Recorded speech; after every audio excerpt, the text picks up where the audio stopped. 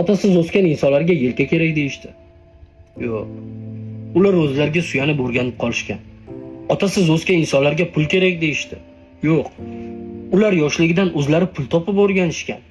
Otasiz o'sgan insonlarga nima kerak? Otasi bilan bir dasturxon atrofida o'tirsa, birga choy ichsa, birga vaqt o'tkazsa, mana shuni o'zi kifoya emasmi?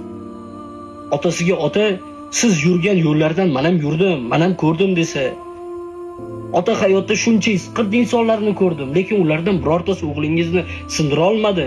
Men mana shu narsalarga erishdim, men shu narsalarni qildim deb o'z yutuqlarini, o'zini muvaffaqiyatlarini gapirib bersa, mana shuni o'zi kifoya. Otasiz insonlar har joyda, hamma sohada hammadan kuchli bo'lishadi. Chunki ular yoshligidan hamma narsaga o'zi harakat qilib keladi. Hamma narsaga o'z kuchi bilan erishadi. Orqasida yo'q, o'g'lim, men borman, men turibman orqangda deydigan odam yo'q. Hamma joyda otasizlar kuchli bo'ladi.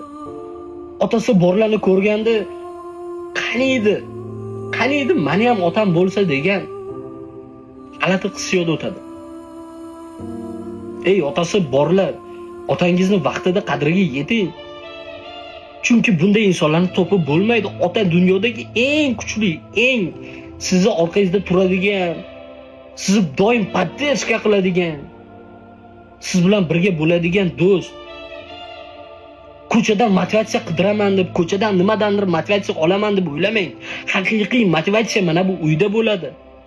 Otangizda, onangizda, uydagilaringizda haqiqiy do'st bu ota-ona bo'ladi. Ko'chadagi birorta o'rtog'ingiz, birorta do'stingiz siz bilan oxirgacha bormaydi.